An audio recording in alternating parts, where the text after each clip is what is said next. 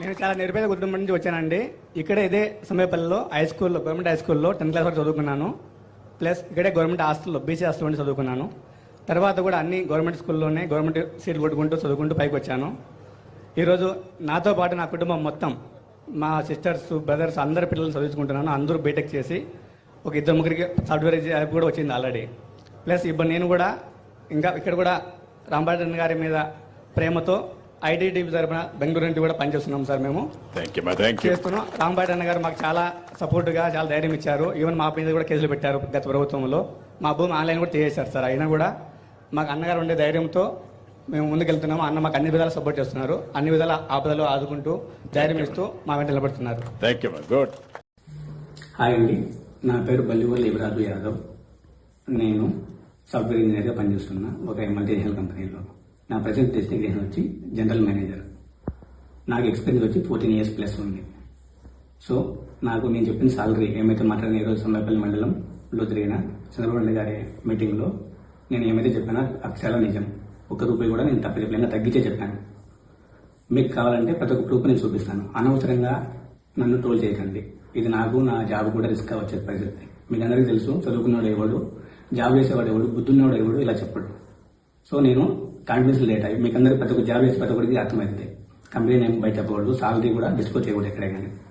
So నేను అందుకనే company పేరు చెప్పకుండా డిస్క్లోజ్ చేశాను సాలరీ. బట్ స్టిల్ మీరు ట్రోల్ చేస్తున్నారు కాబట్టి అది నిజం కాదు అది అని. ఎస్, నేను 30% ఫ్లాట్ పే చేస్తున్నా ఇన్కమ్ ట్యాక్స్. సరేనా? మీరు కావాలంటే ఎంక్వైరీ చేసుకోవచ్చు నా పాన్ కార్డ్ నెంబర్తో. ప్లస్ నాది సమయపల్లి మండలం, దేవపట్ట గ్రామం, రోడ్డువారి కొత్తగొల్లపల్లి. నేను ఇక్కడే ఉంటున్నా, వర్క్ ఫ్రమ్ హోమ్ చేస్తున్నా, హైబ్రిడ్ మోడల్ చేస్తున్నా. అవసరం వచ్చినప్పుడు వెళ్తాను, మీ తప్పుడు ఇంటి పని చేస్తున్నాను. మా అమ్మ మా దగ్గర ఉంటున్నాను. మీకు నా సాలరీ అక్షరాలు 93 లక్షలు చెప్పాను కదా, దానికి ₹1 నేను మీకు ప్రూఫ్ చూపించగలను.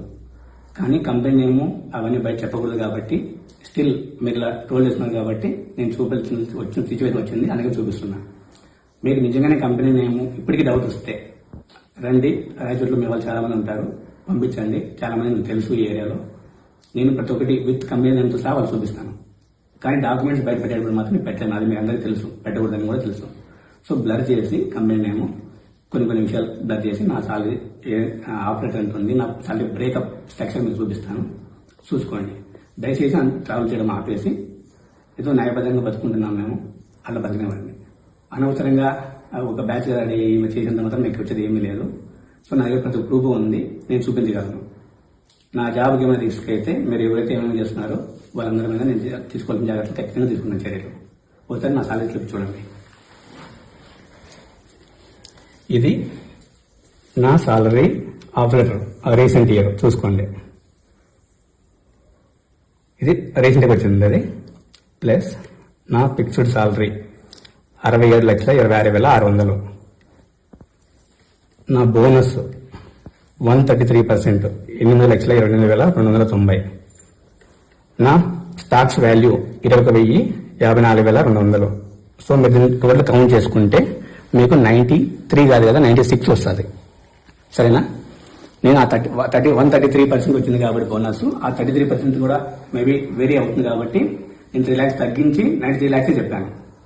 మీరు ఇంకా మీ కొద్దిగా వదిలేస్తున్నా. మరి ట్రోల్ చేసినా నాకు మీకు వచ్చేది ఏం లేదు, నాకు నష్టపోయేది ఏం లేదు.